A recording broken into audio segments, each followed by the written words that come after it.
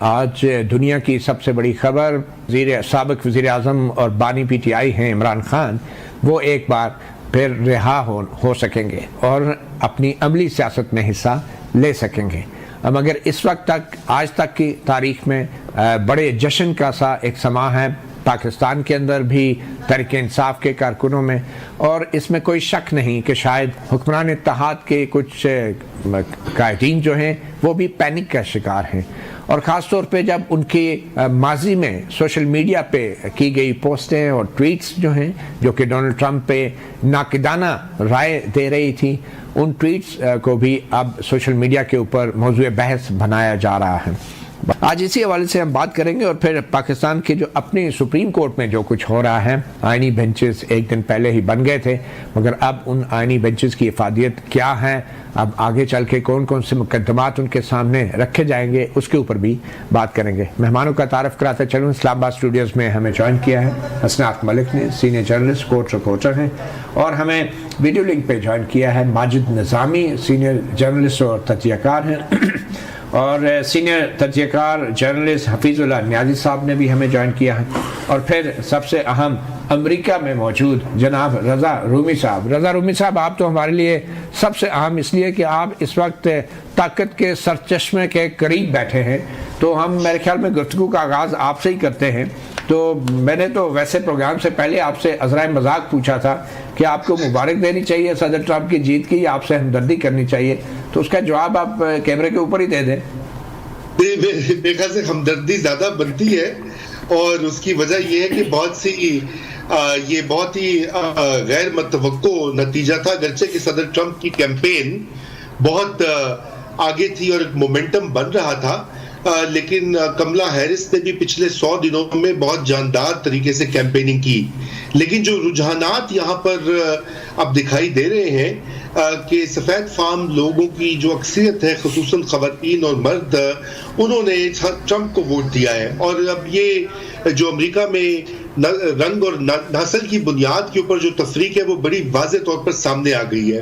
یعنی کہ جو سیاہ فام لوگ ہیں ان کی اکثریت نے کملا ہیرس کو ووٹ دیا ہے، تقریباً آدھے جو لاطینو یا ہسپانوی لوگ ہیں انہوں نے دیا ہے، لیکن جو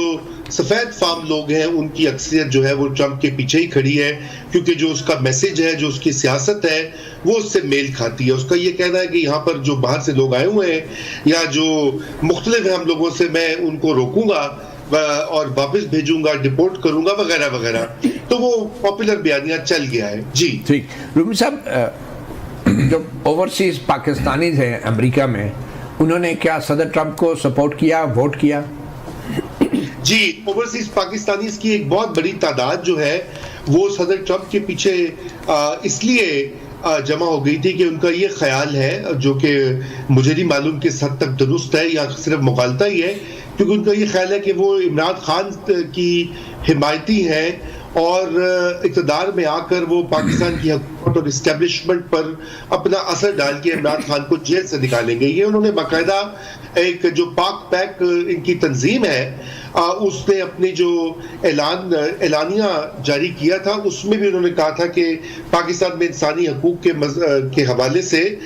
جو اس وقت صورتحال ہے، اس میں جو بائیڈن اور کملا ہیرس جو ہیں وہ کوئی کردار ادا نہیں کر رہے، اس لیے وہ توقع کر رہے ہیں کہ ٹرمپ آ کر اس معاملے کو ٹھیک کریں گے۔ تو یہ ایک بہت بڑا فیکٹر تھا، لیکن یہاں بھی ڈویژن تھی، سب نے نہیں کیا، لیکن اچھی خاصی تعداد ٹرمپ کے پیچھے تھی۔ جی چلیں اب دیکھیں کتنا فائدہ ہوتا ہے اوورسیز پاکستانیوں کے اس ووٹ اور سپورٹ کا ان کو۔ حفیظ اللہ نیازی صاحب،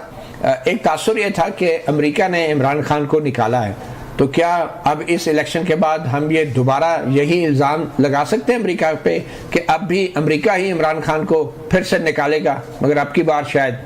جیل سے؟ وہ ایک بڑا ہی شکریہ، بہت بہت جان اور جتنے دوست ہیں رضا رومی کہ وہ 7 سمندر پار سے تقریر فرما رہے ہیں، ان کو بہت ہی محبت بھر اسلام۔ دیکھیں جی، ایک بڑا ہی انٹرسٹنگ سی، آپ کو پتہ ہے صبح سے پاکستان کے اندر جو سوشل میڈیا ہے اس کے اوپر بھی ایک سیٹائرز کا اور ہیومر کا اور کوئی ڈارک ہیومرز کا جو ہے وہ ایک مقابلہ جاری ہے۔ اس میں یہ تھا کہ ڈونلڈ ٹرمپ جیت کے ہے، اب وہ عمران خان صاحب کو آزاد کرائے گا، پھر عمران خان بدلے میں پاکستان کو امریکہ سے آزاد کروائے گا. ایک تو یہ ایکویشن بن گئی ہے. لیکن میرا اپنا خیال ہے کہ جو ڈونلڈ ٹرمپ ہے، باوجود ہے کہ انپریڈکٹیبل بھی ہے، باوجود ہے کہ وہ اسٹیبلشمنٹ کے جو ہے اس کو ایک کنٹیسٹ کر کے آیا ہوا ہے، اور اس نے عزائم پتہ نہیں وہ کیا ظاہر کرتا ہے، کسی کو کچھ بھی کر سکتا ہے. لیکن میرا نہیں خیال کہ پاکستان جو ہے وہ کسی گنتی میں آئے گا. جو وہ کہتے ہیں نا کہ بہت کچھ ہے، اس کے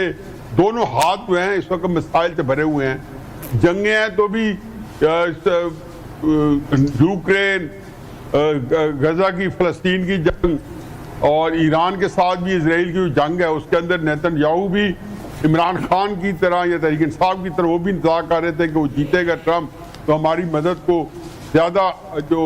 نیکڈ طریقے سے آئے گا. پھر ساؤتھ چائنا سی کے اندر بھی امریکہ بری طرح الجھا ہوا ہے، تو یہ اتنا آسان نہیں ہے وہاں سے نکلنا. پھر اس کا اپنے معذرت کے ساتھ، سوری آپ کی بات کاٹ رہا ہوں معذرت کے ساتھ، لیکن امریکہ کا جو نظام ہے حکومت کا اور پالیسی سازی کا، اس کے اندر تو جو ان کے محکمے ہیں، جو ان کے پاکستان میں مثال کے طور پہ سفارت خانہ ہے، وہ میرے خیال میں ایشیا کا سب سے بڑا، جس کو ہم کہتے ہیں کہ CIA کا ہیڈ آفس بھی ہے یا بڑا دفتر بھی ہے. تو اتنے بڑے دفتر کے ہوتے ہوئے آپ کہتے ہیں کہ صدر ڈونلڈ ٹرمپ کے بعد اتنا ٹائم نہیں ہوگا کہ اس خطے اور پاکستان کے بارے میں کوئی بات کریں یا سوچیں؟ نہیں. اور آپ کے خیال میں یہاں پہ جو امریکی سفیر جو بھی آئے گا، نیا آئے گا، تو وہ کچھ نہیں بتائے گا کہ پاکستان میں کیا ہو رہا ہے؟ ہم ابھی بھی ایٹمی پاور ہیں، پڑوس میں انڈیا ہے، افغانستان ہے، ایران ہے، اور آپ کہتے ہیں کہ امریکہ جو ہے پاکستان کے معاملات میں کوئی دلچسپی نہیں لے گا اور ہمیں بالکل بھول جائے گا، یا خان صاحب جیل میں پڑے رہیں گے اور امریکہ انہیں بھول جائے گا. آپ یہ کہہ رہے ہیں؟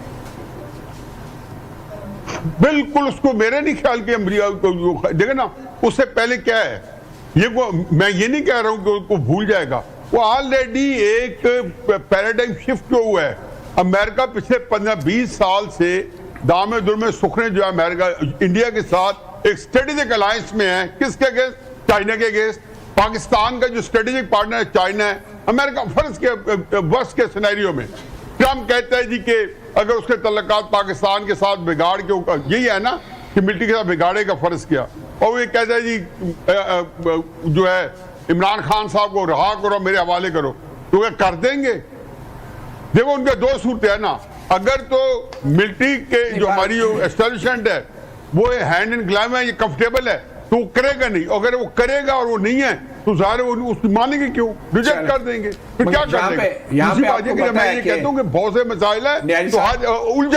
الجھے مسائل ہیں نا. بالکل بہت بڑے بڑے مسائل ہیں. امریکہ صاحب بہادر بہت مصروف ہے، ہمارے لیے اتنا اس کے پاس ٹائم نہیں بھی ہے. یہاں پہ بھی ایک آنکھ کے اشارے پہ 6 لاکھ فوج جو ہے وہ اس طرف دیکھتی ہے، کبھی اس طرف دیکھتی ہے. تو اگر امریکی صدر نے کوئی آنکھ کا اشارہ پاکستان کو دے دیا تو پھر اس کا کیا مطلب لیا جائے گا؟ ایک آنکھ کے اشارے کی تو بات ہے. آخر میں جاننا چاہوں گا ماجد نظامی صاحب آپ کے پاس، آپ کے خیال میں جو مسلم لیگ نون نے صدر ٹرمپ کے اپوزیشن میں جانے کے بعد یا ان کی حکومت ختم ہونے کے بعد جن واقعات پہ سوشل میڈیا پہ جو مسلم لیگ نون کے جو وزراء یا لیڈران ٹویٹیں کرتے رہے ہیں، پوسٹیں کرتے رہے ہیں، صدر ٹرمپ کا مذاق اڑاتے رہے ہیں، عمران خان سے اس کو تشبیہ دیتے رہے ہیں، تو یہ ساری جو پوسٹیں جو ابھی بھی ریکارڈ پہ ہیں اور ابھی کچھ پروپیگنڈا شاید چل رہا تھا کہ ڈیلیٹ ہو گئی ہیں، میرے خیال میں ڈیلیٹ نہیں ہوئی،